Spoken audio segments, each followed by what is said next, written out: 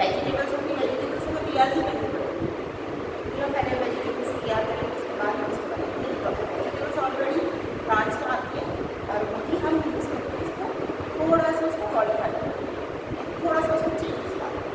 बाकी हमें वो खाना नहीं बनाना, मतलब हमारे पास ऑलरेडी प्रिपेयर्ड फूड होता है, बस उसको थोड़ा और मॉडिफाई करके फिर उसे यूज़ करते हैं। ऐसे हमें जो दूसरा खाना रहता है वो हमें एनिमल्स से मिलता है, कभी हम अपना एग यूज़ करते हैं, यूज़ करते हैं, कभी कभी यूज़ करते हैं, फ्रेश यूज़ करते हैं।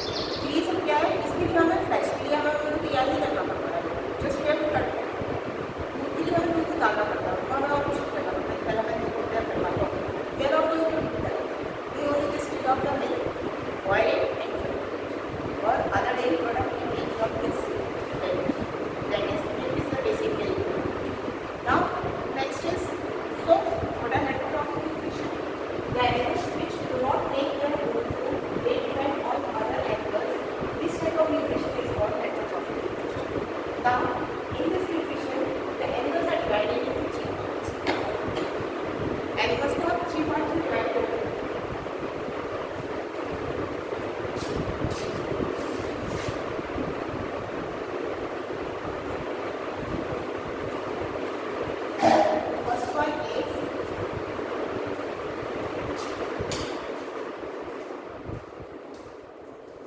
The animals are divided into three parts. The first is herbivorous animals. Herbivorous animals means the animals which eat only the grass or green plants. यानी ऐसे एनिमल्स जो सिर्फ हरी पत्ते वाली चीज़ें खाते हैं या पेड़ से रिलेटेड चीज़ें खाते हैं, चाहे उनका स्टेम पार्ट हो गया, चाहे उनका रूट पोर्शन हो गया, चाहे फ्रूट्स हो गया या फ्लावर्स हो गया, ऐसी चीज़ों को जो खाते हैं उन्हें हम बोलते हैं हार्बिवरस एनिमल्स। जैसे हमारी गोट हो गई, काव हो गई, बुफेलो हो गई, बहुत से ऐसे एनिमल्स हैं जो सिर्फ ग्रीन प्लांट्स को ही खाते हैं, ग्रीन प्लांट्स और उसके पार्ट्स को। नेक्स्ट इज कार्निवोरस एनिमल्स, यानी ऐसे एनिमल्स जो अपना खाना दूसरे एनिमल्स से लेते हैं या दूसरे एनिमल्स को मार के या उनको शिकार करके खाते हैं। तो फ्लैश ईटिंग एनिमल्स जो होते हैं, जो मीट खाते हैं या किसी और दूसरे का फ्लैश खाते हैं, उस एनिमल्स को हम लोग बोलते हैं carnivorous animals. For example lion, tiger, ये सब क्या है, कार्निवोरस एनिमल्स। ये कभी भी घास नहीं खाते हैं, ये क्या करते हैं, दूसरे एनिमल्स को खाते हैं, दूसरे एनिमल्स को मारते हैं फिर उनको ही खाते हैं। तो these are the carnivorous animals. और एक है ओमनिवोरस एनिमल्स, यानी ये ऐसे एनिमल्स हैं जो दोनों ही खाते हैं, यानी हार्बिवोरस एनिमल्स को भी खाते हैं और कार्निवोरस एनिमल्स को भी खाते हैं। मतलब क्या हार्बिवोरस एनिमल्स जो होते हैं उनको खाते हैं या फिर जो प्लांट्स होते हैं उनको खाते हैं, इन्हें हम बोलते हैं ओमनिवोरस एनिमल्स। जैसे इंसान है, हम प्लांट्स भी खाते हैं और हम जो फ्लैश होता है उसे भी खाते हैं। हम किस में आते हैं, ओमनिवोरस। दूसरा एक और एनिमल है क्रो, वो भी ओमनिवोरस एनिमल्स में आता है। क्यों, क्योंकि वो दोनों चीज़ें खाता है, ग्रीन प्लांट्स भी खाता है और जो फ्लैश होता है उसको भी खाता है। तो ये ओमनिवोरस एनिमल्स हो गया, यानी ये तो हो गया एनिमल्स के बारे में बात। अब जैसे एनिमल्स की हम बातें कर रहे हैं, वैसे ही प्लांट्स की भी बातें होती हैं, जिसे हम कहते हैं heterotrophic nutrition. Heterotrophic nutrition in plants, heterotrophic plants को होते हैं। हेटरो का मतलब जो अपने खाने के लिए किसी और पर डिपेंड होता है। अब तुम कह सकते हो कि मैम फिर प्लांट्स तो अपना खाना खुद बनाते हैं, तो वो हेटरोट्रॉफिक में कैसे आते हैं? ये है हेटरोट्रॉफिक में इसलिए आ गया क्योंकि कुछ प्लांट्स होते हैं जो अपना खाना पूरी तरीके से नहीं बना पाते, अपने खाने के लिए किसी और पर डिपेंड होते हैं। तो ऐसे जो प्लांट्स होते हैं इन्हें हम बोलते हैं हेटरोट्रॉफिक प्लांट। इसमें सबसे पहला है पैरासाइटिक प्लांट। इसके चार टाइप्स हैं, चार में से the first one is parasitic plant, यानी ये ऐसे प्लांट्स होते हैं जो अपने खाने के लिए टोटली दूसरे प्लांट्स पर डिपेंड होते हैं, यानी ये अपना खाना खुद नहीं बनाते हैं, लेकिन इनको सर्वाइव तो करना ही, इनको जिंदा तो रहना ही है। तो ये क्या करते हैं, किसी और प्लांट पे जाके उन पर पनपने लग जाते हैं, उनसे उनका जो वो प्लांट्स खाना बनाते हैं उनसे उनका खाना लेके खुद खा लेते हैं और प्लांट्स को खाना नहीं खाने देते हैं। तो ऐसे जो प्लांट्स होते हैं इन्हें बोलते हैं पैरासाइटिक प्लांट। जैसे फॉर एग्जाम्पल हमने अमर बेल देखी होगी, एक धागे जैसी होती है, बेल टाइप की होती है। उस प्लांट को लेके तुम अगर किसी दूसरे प्लांट मतलब उस बेल को लेके तुम किसी भी प्लांट पर डालो तो वो क्या करेगी, अपना खाना नहीं बनाएगी, जो प्लांट खाना बना रहा है उसके खाने को खुद खाती रहती है और खुद पूरे पे फैल जाती है, और जो जिस पे वो पनप रही है वो प्लांट धीरे धीरे करके खत्म हो जाता है। तो जिस प्लांट पे वो पनपती है उस प्लांट को हम लोग बोलते हैं होस्ट प्लांट, और ये जो कैस्केटा है या अमरबेल है, इसे हम कहते हैं गेस्ट प्लांट। तो पैरासाइटिक न्यूट्रिशन क्या होता है, जिसमें एक प्लांट अपना पूरा खाना दूसरे प्लांट से लेता है, अपना खुद कुछ नहीं करता है, वो पूरी का पूरा खाना किससे लेता है, दूसरे प्लांट से लेता है। तो इस टाइप का जो न्यूट्रिशन होता है उसे इस टाइप के जो प्लांट्स होते हैं उन्हें हम बोलते हैं पैरासाइटिक प्लांट्स। नाउ ये क्या करते हैं, पूरी का पूरा खाना दूसरे प्लांट पे डिपेंड होते हैं, जैसे कैस्केटा हो गया, मिस्टलेटो हो गया, अपोडेंथेसिस हो गया, ये कुछ ऐसे प्लांट्स हैं जो अपने पूरे खाने के लिए किसी दूसरे प्लांट्स पे डिपेंड होते हैं।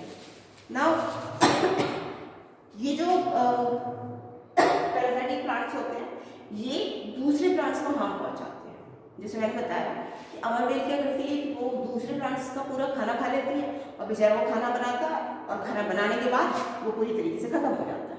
और जब ये खत्म हो जाता है तो फिर ये दूसरे प्लांट पे चली जाती है, मतलब वो पूरा प्लांट खत्म हो गया, ये सर्वाइव कर गई, ये फैल गई और फिर ये जाके दूसरे प्लांट पर अटैक कर देते हैं।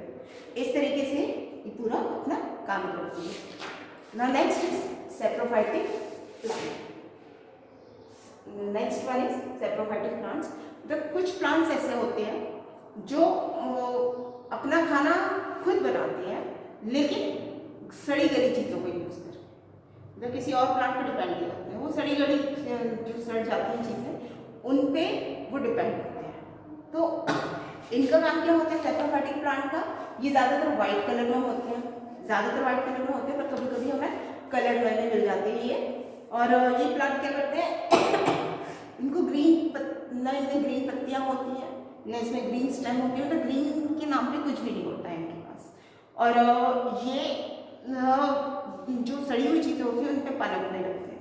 जो सैप्रोफाइटिक प्लांट होते हैं ज़्यादातर जो रॉटन मटेरियल होता है, रॉटन ये सड़ा हुआ, जिसमें लकड़ी सड़ जाती है, पत्तियाँ सड़ जाती हैं, तो कभी एनिमल्स भी सड़ जाते हैं, तो ऐसे जो प्लांट्स होते हैं उन पे ये सर्वाइव करते हैं।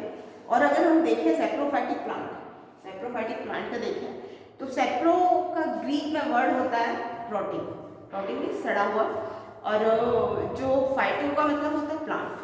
तो जब ये जो प्लांट है जो सड़े गले चीज़ों को यूज़ करके अपना खाना बनाते हैं उन्हें हम बोलते हैं सैप्रोफाइटिक प्लांट्स। नाउ उसमें कुछ एग्जाम्पल है, जैसे Indian pipe and carrot root, ये कुछ एग्जाम्पल है जो सैप्रोफाइटिक प्लांट की कैटेगरी में आते हैं। अब इंडियन पाइप है ये ज़्यादातर जो एशिया में मिलता है और नॉर्थ अमेरिका में मिलता है, पूरे नॉर्थ अमेरिका में हमें इंडियन पाइप मिल जाएगा और ये ज़्यादातर वाइट कलर में।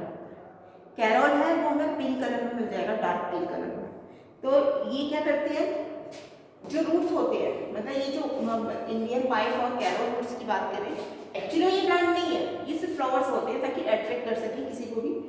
अब क्या होता है यहाँ पे, ये जो इनकी जो रूट्स होती हैं, रूट्स एक्चुअली में फंगस होती हैं, फफूंद होती हैं, फंगी होती हैं। तो ये क्या करती है, जो सड़ी हुई चीज़ें होती हैं उनसे जो जूस होता है या उनका जो एक्सट्रैक्ट होता है उसको निकाल के उसको कन्वर्ट करती हैं किसमें, ग्लूकोज में, फिर उसका यूज़ ये लोग करते हैं शुगर में चेंज कर देती है और फिर ये जाके फिर अपना काम करते हैं। तो इस तरीके का जो प्लांट होता है इसे हम बोलते हैं सैप्रोफाइटिक प्लांट। ये कोई प्लांट नहीं है कि हमें ग्रीन पत्तियाँ मिल जाए या वो मिल जाए, एक्चुअली फंगस होती हैं जो सड़ी गली चीज़ों पे तैयार होने लगती हैं और उन सड़ी हुई चीज़ों से वो शुगर बनाती है और उस शुगर का यूज़ करके फिर वो फ्लावर्स में चेंज होने लग जाती है, सुंदर सुंदर फ्लावर्स में चेंज होने लग जाती है। तो इसको हम बोलेंगे saprophytic plant. Next is carnivorous plants.